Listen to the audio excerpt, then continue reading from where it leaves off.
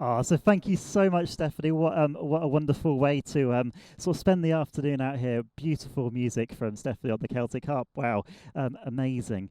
So you might be wondering where we are today. Well, today we're in Upton Country Park, and in just a moment, Stephanie's going to come over and join me, and we're going to ask her some questions and talk a bit about the music that she's just been playing.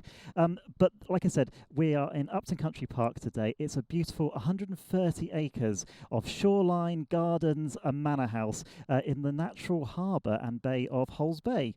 And it's internationally renowned. It's a really beautiful location here. And one of the reasons that we're here today is to support the Discovery Project in Upton Country Park. And this is part of a 3-year project that Upton Country Park are putting on and doing here. They've raised £1.9 million so far through lottery funding and other grants. But they also need to raise a little bit more. And what they're going to be doing with that is they're going to be building a visitor centre. They're going to be restoring the old kennels here, and they're also going to be building some new pathways and sort of rearranging the landscapes of the gardens here, so you can see some of the beautiful Georgian vistas that accompany the manor house, and they haven't been seen properly for quite a while. Now. It's not just about the people that they're also looking at. It's not just the heritage and the landscape, but they're also going to be building, like I said, a new visitor centre here, and they're also going to be building a new facility for volunteers. And that means that volunteers can come into the park and they can work away, and then after they've been doing all the work and making the place look beautiful, they can then gather back together again, and they can sort of meet for a tea break, run some activities together, and just generally socialise. So I think the idea, the vision of the park is very much to make it a community centre, a place where people can come and enjoy the wonderful natural beauty of the building and the surrounding parkland. So, like I said, they've raised a good deal of money already, but they do still need your help. So if you are watching and you do like the place, they're looking to raise £30,000 to start work this winter. And they're also looking for volunteers on the project. So even if you can't make a donation, which is in our stream link today, you can, of course, help out by getting stuck in and bringing a shovel and getting stuck in the parkland down here. I'm sure they'll be really appreciative of that if you can. But I'm going to be joined here by Stephanie, and I can say hello to Stephanie, who's just been playing some wonderful Celtic harp for us this afternoon. Stephanie, thank you so much for playing. What was how was that for you this afternoon? That was quite nice actually. It's quite peaceful. The birds are singing and a few dogs. I was going to say, I noticed some Scotty dogs sort of creep into the Yorkshire Terrier. Yeah, there's a Yorkshire Terrier, and I was like, oh, he was called Thomas, wasn't he? I could hear his owner shouting, "Thomas, come back, come back, no!" But I thought Thomas might be a good. He might just like the harp.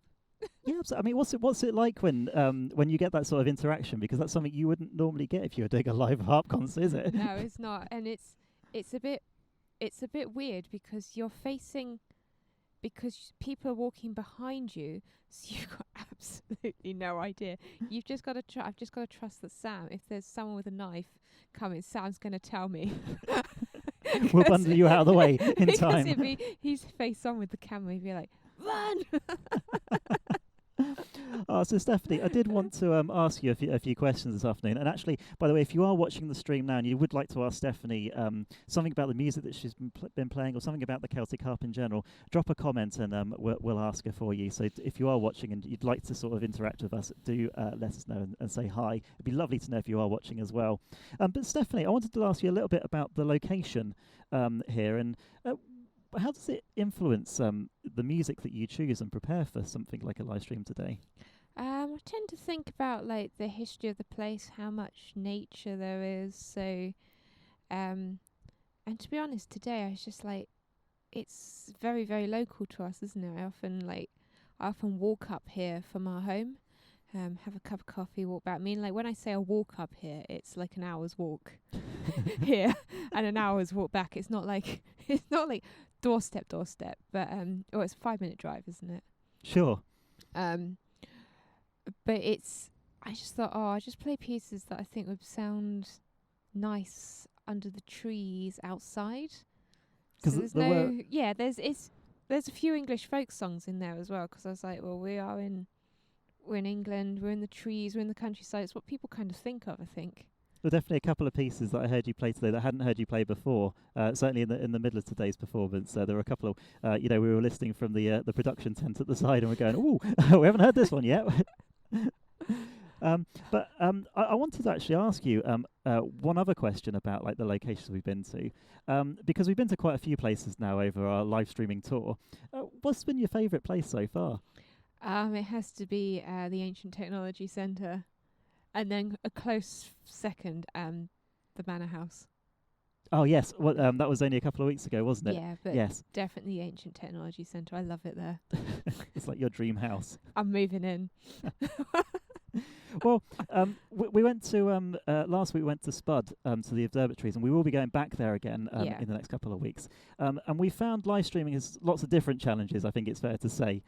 I wanted to ask you what the most surprising thing that you've kind of discovered or learnt over the journey of our live streaming has been. Well, I suppose, do you know what, it was the drone. When you're doing a live stream performance and I'm flying the drone, it took us forever to work out how to live stream that drone, didn't it? With everything else. And it was like, it's that challenge, and it keeps your brain going, doesn't it? It's like that challenge of like, I mean, like last week, it didn't quite go to plan.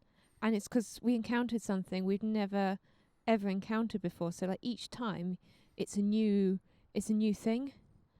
So it keeps us on our toes, doesn't it? It really does actually. Which Yeah, and I was gonna say, I've learned all the music by ear, or like, well, some of it I've learnt by ear, but quite a lot of it I've learnt without the music, because I figured that if we were out in these beautiful places, I didn't want a music stand obscuring stuff. And I've been so used to being in like concert venues and churches where I'm doing a lunchtime recital, big fancy harp, big fancy music, and actually it's been really nice to go and play folk tunes out in nature. And actually it's been really freeing not reading the music, because I always panic. I was like, I can't remember all that. I can't remember it, but actually I can. I was going to say, I mean, if you hadn't told me, I definitely wouldn't have known about that. And it kind of brings me on to a point, actually, that I think is really relevant at the moment. Certainly over the last few weeks, I think particularly with the arts and music and the creative arts and the situation that we've found ourselves in. I actually wanted to ask you, in light of sort of the government saying that arts jobs are basically unviable, I think is pretty much what they've said. The poster. The poster, yeah. We had Fatima and the ballet dancer. Yes, well, thanks for that. But obviously this has been a massive talking point, and I kind of wanted to ask you why you think, as an artist and a musician, why you think it's so important to keep the arts and music in particular going at this time. Well, you got to imagine a world without art and music. It would be awful. I mean, like you get in your car, you drive to work, if you're driving to work at the moment. I am. I listen to the radio. You've got music on there. You've got loads of skilled people, so you're listening to pop artists, or if you've got classical music on, you've got all those orchestras who've done all the recordings. There's so much music out there that people enjoy and listening to all the time. Maybe you go for a run, you've got your running playlist on. My running playlist is actually Irish Jigs. It makes you run really quickly. Too fast. But it's on another note. And just think, like, the scarves we've been selling in the boutique, like the hedgehog scarf that I put up on Instagram yesterday or on Tuesday. It's got, that print has been designed by an artist. That scarf has been designed by an artist. Our clothes have been designed, like our clothing prints are. Yeah, it's just, it makes you feel good. And even if you're just like an amateur artist or musician, you're relying on people to teach you, trained professionals to teach you. So you might be going to an art class, and that's a therapeutic, isn't it? Or maybe having music lessons. And like, I feel quite lucky because I can still teach online, because I primarily teach. I can still teach online, and I can at the moment go into schools and teach. And coder, and I feel really lucky that I can do that. But obviously up in Manchester they can't probably do that at the moment. No. Or Liverpool, it's Yeah, no, you're right. It's very very difficult. And actually, while you've been playing, I've had several conversations with people walking past. In fact, if you've been watching the stream, you'll notice there was a lovely lady on the bench actually with a blue jacket, and she watched the performance today. She did. It was Um, really nice to have actually an audience member, a properly socially distanced audience member. I think it's our first audience member in any of the live streams, which is really We really had lovely. a guy last week, didn't we, as part of the Yes, studio, we did. Yeah. which was really nice. And there was a florist working next door, which was really, it's, it's, yeah, you need that. We all need that human interaction. We do, and I know that, like, I mean, literally everybody that I've spoken to today, you know, obviously socially distanced, of course, but we've been chatting as people have gone past, watching you play, and saying, I really miss music. I've got, you know, friends who can't go to the theatre. I've got people in the music industry, or just they just miss it. If I'm honest, like you say, it's that human interaction, and music and art is something you can interact with people.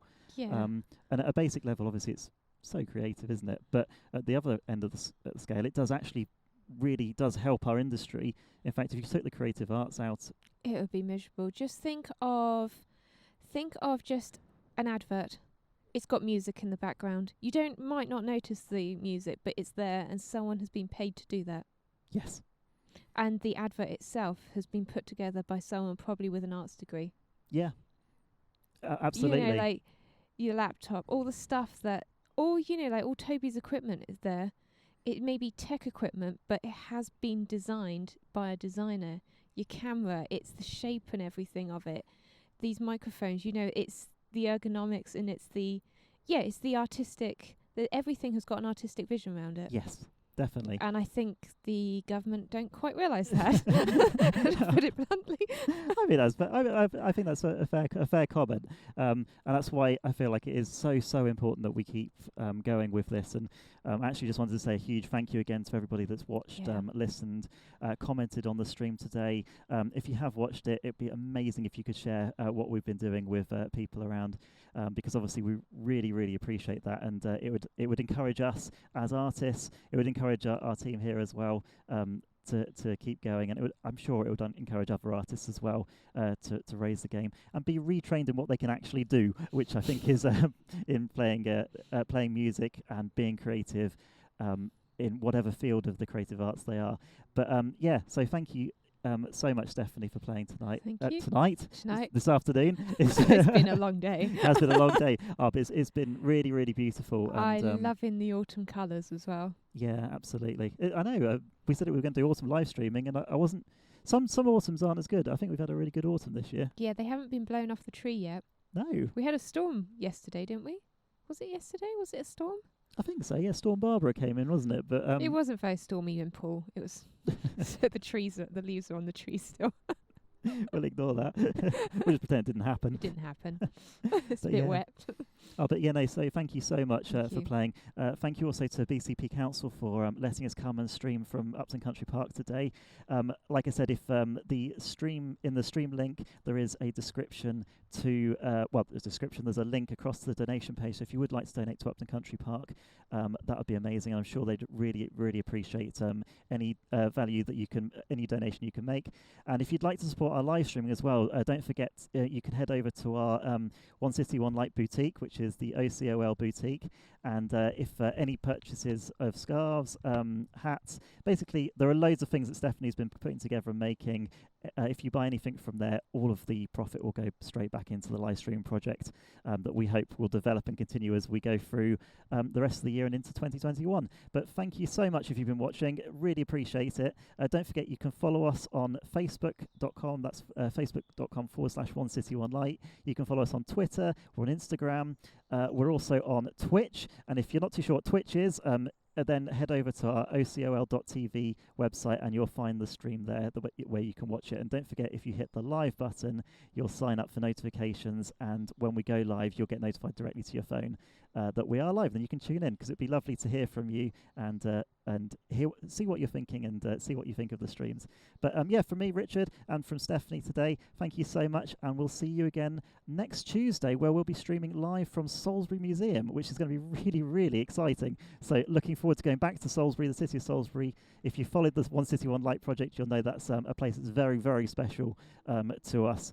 Head over to the website to find out a little bit more about the project we did there a few years ago. But yeah, we're looking forward very much to going back there and streaming some more beautiful harp music from Stephanie on Tuesday afternoon. So see you there.